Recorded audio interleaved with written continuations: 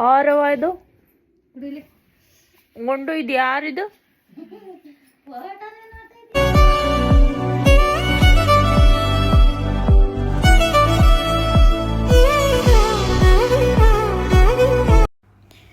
Hi hello welcome back to my YouTube channel. ಇವತ್ತು ಬೆಳಗ್ಗೆನೇ ವಿಡಿಯೋನ ಸ್ಟಾರ್ಟ್ ಮಾಡ್ತಾ ಇದ್ದೀನಿ. ಎದ್ದಿದ್ದು ಸ್ವಲ್ಪ ಲೇಟ್ ಆಯಿತು. ಯಾಕೆಂದರೆ ನಾನು ಇವತ್ತು ಬೇಗ ಎಲ್ಲ ಕೆಲಸನೂ ಮುಗಿಸಿ ಊರಿಗೆ ಹೋಗೋಣ ಅಂತ ಅಂದ್ಕೊಂಡಿದ್ದೀನಿ. ಯಾಕೆಂದರೆ ಅಳಿಯನ್ನು ನೋಡೋದಕ್ಕೋಸ್ಕರ ನಾನು ಬೇಗ ಮನೆಗೆ ಹೋಗೋಣ ಅಂತ ಅಂದ್ಕೊಂಡು ತುಂಬ ದಿನಗಳ ನಂತರ ನಾನು ಊರಿಗೆ ಹೋಗೋದಕ್ಕೆ, ಅದು ಅರ್ಜೆಂಟಾಗಿ ಹೋಗೋ ಪ್ಲ್ಯಾನ್ ಇರಲಿಲ್ಲ ಸದ್ಯದಲ್ಲಿ. ಬಟ್ ಹೋಗ್ಬೇಕಾ ಅನ್ನೋ ಇದರಲ್ಲಿ ಬೇಗ ಹೋಗೋಣ ಊರಿಗೆ ಅಂತ ಸಡನ್ನಾಗಿ ಡಿಸೈಡ್ ಮಾಡಿ ಇವಾಗ ಹೊರಡ್ತಾ ಇದ್ದೀನಿ. ತಿಂಡಿಗೆ ನಾನಿಲ್ಲಿ ರಾಗಿ ದೋಸೆ ಮಾಡ್ಕೊತಿದ್ದೀನಿ. ಸ್ವಲ್ಪ ಕ್ಯಾರೆಟು, ಸ್ವಲ್ಪ ಕೊತ್ತಂಬರಿ, ಸ್ವಲ್ಪ ಜೀರಿಗೆ, ರುಚಿಗೆ ತಕ್ಕಷ್ಟು ಉಪ್ಪು, 2 ಕಪ್ಪಷ್ಟು ರಾಗಿ ಹಿಟ್ಟು, 1 ಕಪ್ ಅಕ್ಕಿ ಹಿಟ್ಟು, ಸ್ವಲ್ಪ ಅರ್ಧ ಕಪ್ಪಷ್ಟು ರವೆ ಹಾಕಿ ಅದನ್ನು ಮಿಕ್ಸ್ ಮಾಡಿ ಒಂದು 5ರಿಂದ 10 ನಿಮಿಷ ನೆನೆಯೋದಕ್ಕೆ ಬಿಡಬೇಕು.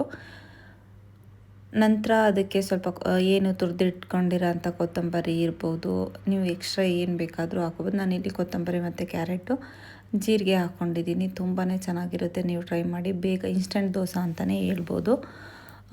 ಚೆನ್ನಾಗಿರುತ್ತೆ. ಇದ್ರ ಜೊತೆಗೆ ಕಾಯಿ ಚಟ್ನಿ ತುಂಬಾ ಚೆನ್ನಾಗಿರುತ್ತೆ. ಬೇಗ ನಾನು ಇದೆಲ್ಲದನ್ನು ಮುಗಿಸಿ ತಿಂಡಿ ತಿಂದು ಮನೆ ಕೆಲಸ ಎಲ್ಲ ಬೇಗನೆ ಮುಗಿಸಿ ನಾನು ಹೊರಡ್ತಾ ಇದ್ದೀನಿ. ಅದರಲ್ಲೂ ತುಂಬ ನಾನು ಹುಟ್ಟಿದಾಗ ನೋಡಿದ್ದು ತುಂಬ ಆಲ್ಮೋಸ್ಟ್ ಅವನಿಗೆ ಇವಾಗ 5 ಮಂತ್ಸ್ ಆಗೋಕ್ಕೆ ಬಂದಿದೆ. ಇವಾಗ ನೋಡೋಕೆ ಹೋಗ್ತಿದ್ದೀನಿ.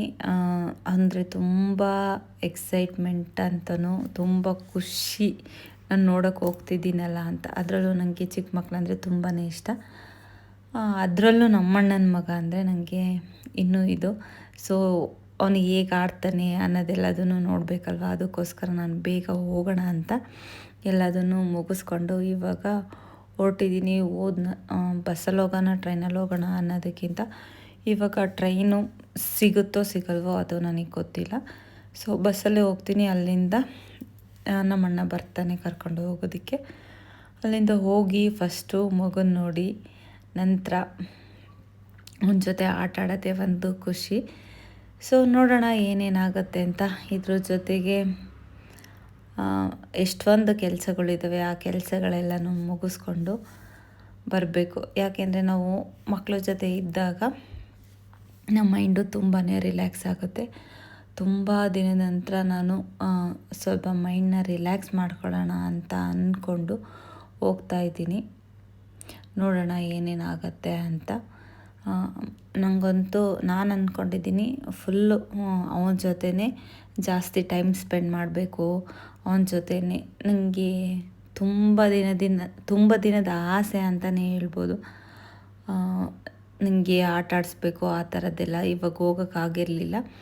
ಸೊ ಇವಾಗ ಹೋಗಿ ಅವನ ಜೊತೆ ಆಟ ಆಡಿ ನೋಡಿ ಮಾತಾಡಿಸ್ಕೊಂಡು ಅವನ ಜೊತೆ 1-3 ದಿನ ಇದ್ದು ಟೈಮ್ ಸ್ಪೆಂಡ್ ಮಾಡೋದಿದೆಯಲ್ಲ, ಅದರಂಥ ಖುಷಿ ಇನ್ಯಾವುದೂ ಇಲ್ಲ ಅಂತ ಅಂದ್ಕೊಂಡು ಹೊರಟಿದ್ದೀನಿ. ಹಾಗೆಯೇ ನಮ್ಮಮ್ಮ ನಮ್ಮಪ್ಪ ಅವ್ರನ್ನೆಲ್ಲ ಮಾತಾಡಿಸ್ಕೊಂಡು ಅವ್ರ ಜೊತೆ ಇದ್ದು ಸ್ವಲ್ಪ ಮೈಂಡೆಲ್ಲ ರಿಲ್ಯಾಕ್ಸ್ ಮಾಡಿಕೊಂಡು ನೆಕ್ಸ್ಟು ಬೇರೆ ಕೆಲಸಗಳಿಗೆ ಹೇಗೆ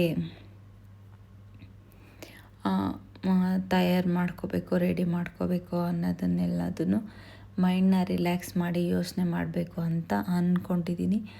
ಅಲ್ಲಿಗೆ ಹೋಗೋಷ್ಟರೊಳಗಡೆ ಒಂದು 4:30 ಏನೋ ಆಗಿತ್ತು. ಅದ್ರದ್ದು ನಾನು ಟ್ರಾವೆಲ್ ಮಾಡೋದೆಲ್ಲದು ನಾನು ವೀಡಿಯೋ ಮಾಡ್ಕೊಳಕ್ಕಾಗಲಿಲ್ಲ. ಎಷ್ಟಾಗತ್ತೆ ಅಷ್ಟು ನಾನು ವೀಡಿಯೋ ಮಾಡಿಕೊಂಡೆ. ಅದರಲ್ಲಿ ಆಲ್ಮೋಸ್ಟ್ ನಾನು ನಮ್ಮ ಅಣ್ಣನ ಮಗನ ಜೊತೆ ಆಟ ಆಡಿದ್ದು ಅದನ್ನೇ ಜಾಸ್ತಿ ವೀಡಿಯೋಸ್ ಮಾಡಿಕೊಂಡೆ. ಅಲ್ಲಿದ್ದು ಇನ್ನೇನು ನಾನು ಊರ್ದಿನ್ನೇನು ವೀಡಿಯೋಸ್ ಮಾಡೋಕ್ಕಾಗಲಿಲ್ಲ.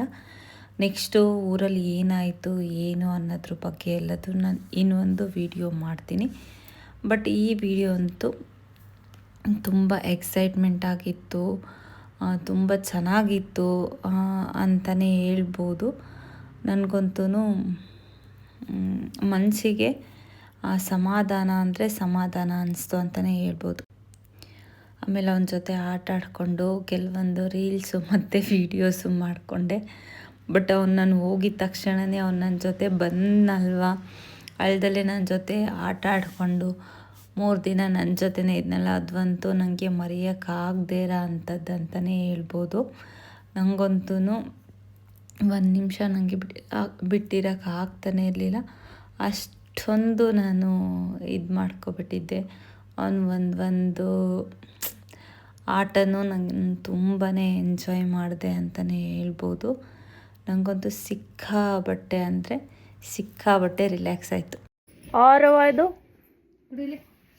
ಗೊಂಡು ಇದು ಯಾರಿದು?